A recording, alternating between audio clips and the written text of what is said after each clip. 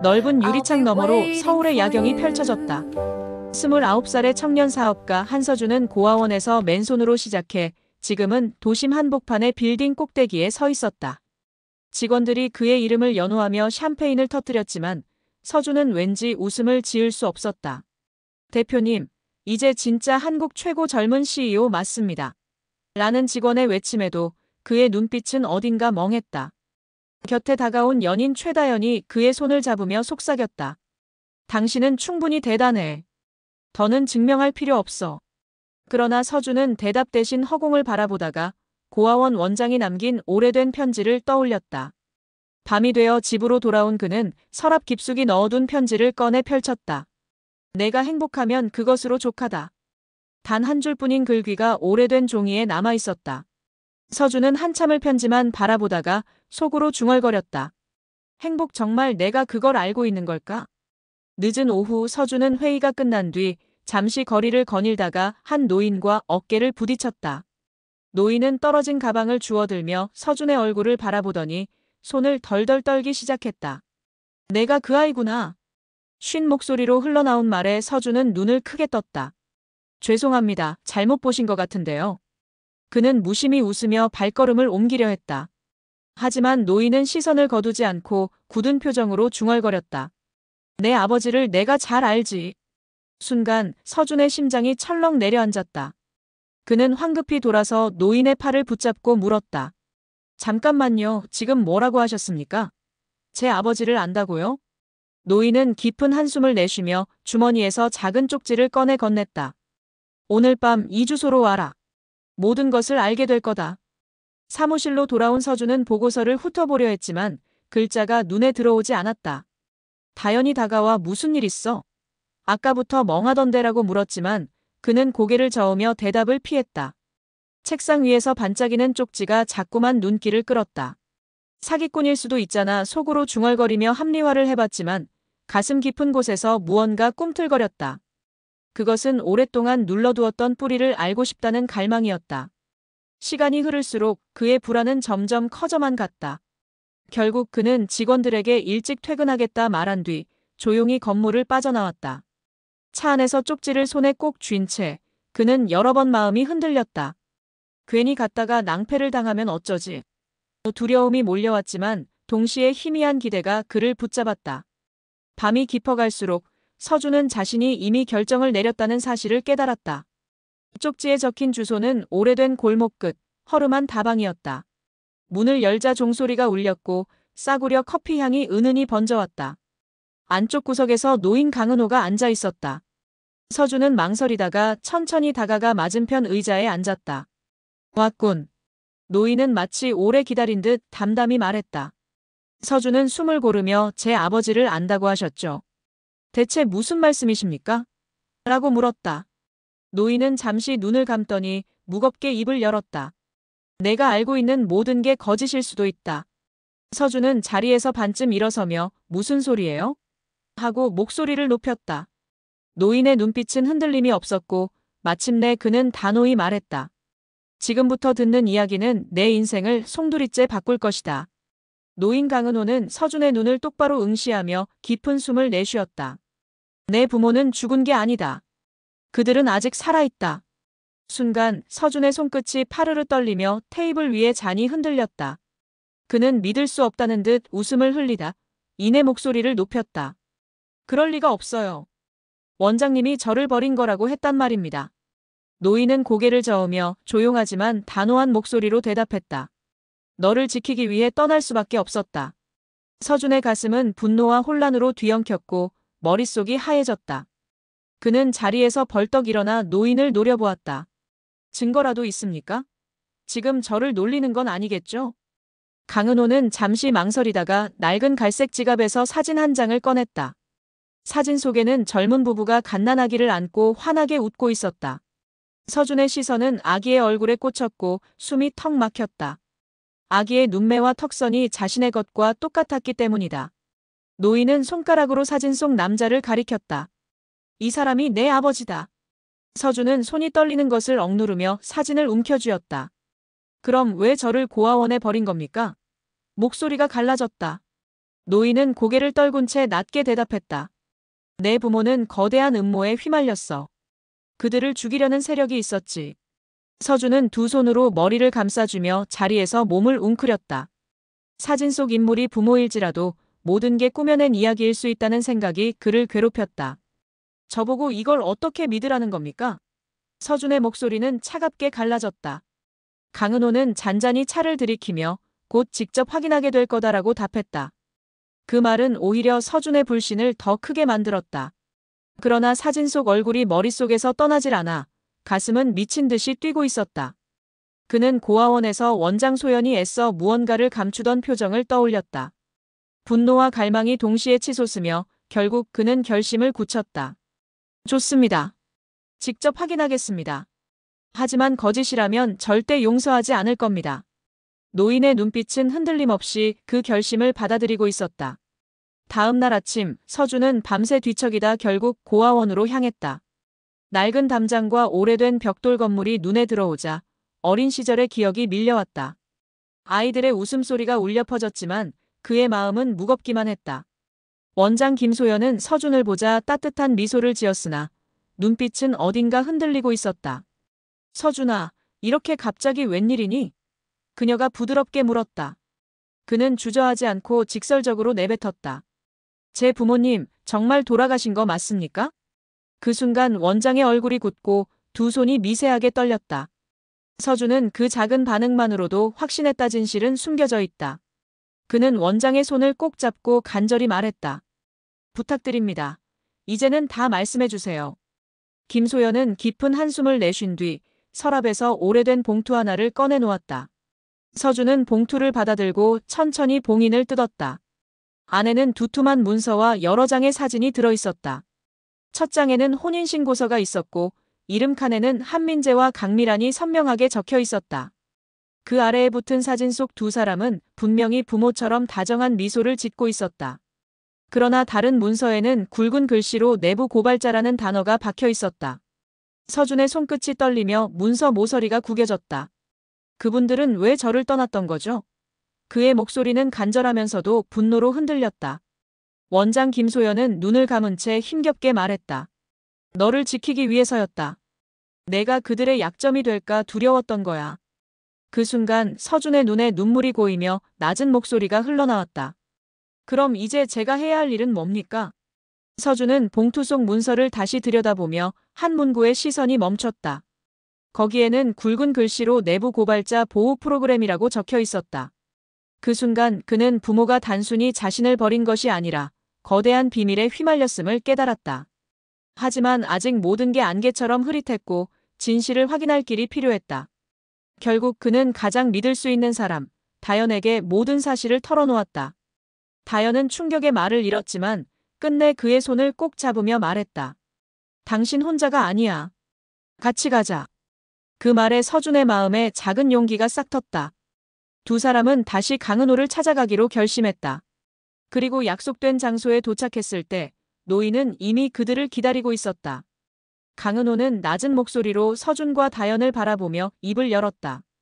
내 부모를 노렸던 세력은 아직도 살아있다. 그들은 거대한 재벌 기업과 손을 잡고 있지. 서준은 주먹을 꽉 쥔 채 숨을 고르며 대답하지 못했다. 그 기업은 여전히 막대한 권력을 휘두르고 있고 내 부모는 그들의 표적이었어. 다연은 불안한 눈빛으로 서준을 바라보며 속삭였다. 이제라도 멈추면 안 돼. 당신까지 위험해져. 그러나 서준은 고개를 세차게 저었다. 도망치지 않겠습니다. 부모님이 살아있다면 반드시 찾아내야 해요. 그때 강은호는 낡은 금속 케이스를 열어 USB 하나를 꺼내 놓았다. 이 안에 모든 증거가 있다. 하지만 내가 감당할 수 있어야 한다. 서준은 강은호에게서 USB를 받아 손에 꼭 쥐었다. 순간 다방 창밖에서 검은 그림자들이 움직이는 것이 보였다. 낯선 사내들이 휴대용 무전을 주고받으며 다방 쪽으로 다가오고 있었다. 강은호의 표정이 굳어졌다. 놈들이 벌써 냄새를 맡았군. 서준은 다연의 손을 잡고 뒷문으로 달려나갔다. 그러나 골목 어귀에는 이미 검은 SUV 여러 대가 기다리고 있었다. 어서 타! 서준은 근처에 세워둔 차의 문을 열고 그녀를 밀어 넣었다. 차가 도심을 질주하자 추격자들의 차량이 미친 듯이 뒤를 쫓아왔다.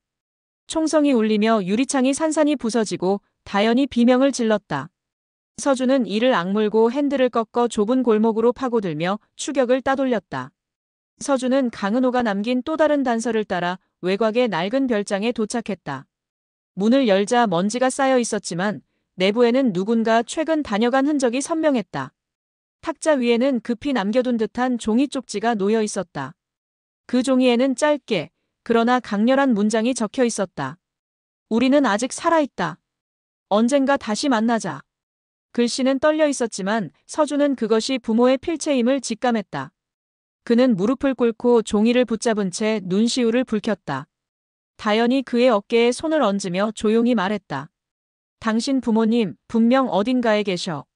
그러나 동시에 서준의 머릿속에는 이것이 진짜 흔적인지 혹은 함정일지 의심이 스쳤다. 결국 그는 눈물을 닦으며 결심했다. 어떤 위험이든 끝까지 가서 확인하겠어. 서준은 별장에서 돌아와 USB 속 자료를 밤새 살펴보았다. 그 안에는 기업의 불법 실험 기록, 정치인과의 거래 내역, 그리고 은폐된 사건들이 빼곡히 담겨 있었다. 그는 문서를 내려놓으며 깊은 숨을 내쉬었다. 이걸 폭로해야 하나 부모님을 먼저 찾아야 하나. 다연은 눈물을 머금고 말했다. 만약 폭로하면 부모님이 더 위험해질 수도 있어. 서준은 눈을 감았다가 천천히 떴다. 하지만 진실을 덮는 건 모두를 죽이는 거나 다름없어. 그의 목소리는 더 이상 흔들리지 않았다. 결국 그는 증거를 언론에 넘기기로 결심했다. 동시에 부모의 행방을 찾기 위해 강은호와 다시 손을 잡을 생각이었다. 도망치지 않겠다. 이번에는 끝까지 맞서 싸운다. 깊은 밤, 서준은 은밀히 한 언론 기자를 만나 USB를 건넸다. 기자는 노트북의 파일을 열어보더니 이내 얼굴이 굳어졌다. 이게 사실이라면 대한민국이 뒤집어집니다. 기자의 목소리는 떨려 있었다. 다음 날 아침, 주요 언론들은 기업의 불법 실험과 정재계의 검은 거래를 일제히 폭로했다. 도시는 순식간에 혼란에 빠졌고 국민의 분노는 거리로 쏟아져 나왔다. 뉴스 화면에 부모의 이름이 등장하자 서준은 가슴이 벅차오르며 눈시울이 붉어졌다. 다연은 그의 곁에서 손을 잡으며 속삭였다. 당신이 해냈어. 진실이 드러났어. 그러나 서준은 안도의 미소를 짓지 못했다. 이건 시작일 뿐이야. 놈들이 가만히 있지 않을 거야. 그의 눈빛은 이미 다가올 최후의 대결을 향해 있었다. 서준은 부모의 행방을 찾기 위해 강은호와 함께 고아원을 다시 찾았다. 그는 원장 김소연이라면 더 많은 단서를 쥐고 있을 거라 확신했다. 그러나 원장의 얼굴에는 미묘한 불안과 죄책감이 섞여 있었다. 서준아, 미안하다. 나는 그 기업과 오래전부터 협박을 받아왔어. 그녀의 목소리는 떨렸고 눈에는 눈물이 고여 있었다. 아이들을 지키려면 너를 감시하라는 그들의 명령을 거부할 수 없었어. 순간 서준의 가슴에 분노와 배신감이 치밀어 올랐지만 그녀의 고통 어린 표정을 보며 차마 소리를 지르지 못했다. 그때 고아원 창밖에 검은 SUV 여러 대가 미끄러지듯 들어섰다. 무장한 남자들이 차에서 내려 빠르게 포위망을 좁혀왔다. 도망쳐라! 원장의 절규가 터지는 순간 날카로운 총성이 공기를 찢었다. 서준은 다연의 손을 잡고 폐허가 된 공장 안으로 몸을 숨겼다. 사방에서 총성이 터지며 쇳덩이 벽에 스파크가 튀었다.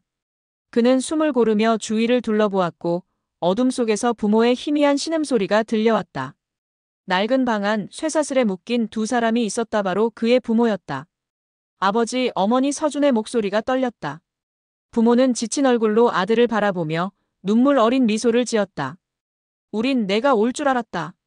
그러나 그 순간 무장한 자들이 공장 안으로 들이닥쳤다.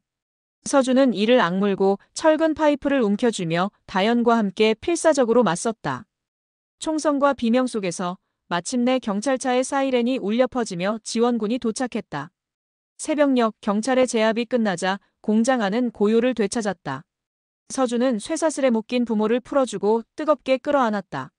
눈물에 젖은 부모의 손길이 그의 얼굴을 쓰다듬으며 떨렸다. 다연은 그 광경을 지켜보다가 조용히 눈물을 닦았다. 밖으로 나오자 언론 기자들과 카메라 플래시가 눈부시게 터졌다. 정의가 승리했다. 라는 외침과 함께 사람들의 환호가 울려 퍼졌다. 강은호는 멀리서 그 모습을 지켜보며 묵묵히 고개를 끄덕였다. 서준은 부모와 연인, 그리고 자신을 향한 수많은 시선 속에서 깊은 숨을 들이켰다. 고아였던 소녀는 이제 정의를 밝힌 영웅으로 거듭난 것이다. 그리고 그는 속으로 다짐했다. 이제 진짜 내 인생을 살겠다. 사건이 끝난 지 몇 달 후, 서준은 부모와 함께 고아원을 다시 찾았다. 익숙한 담장과 낡은 건물은 여전히 그 자리에 있었지만 그에게는 전혀 다른 의미로 다가왔다. 아이들은 서준을 보자 환호성을 지르며 달려와 그의 품에 안겼다.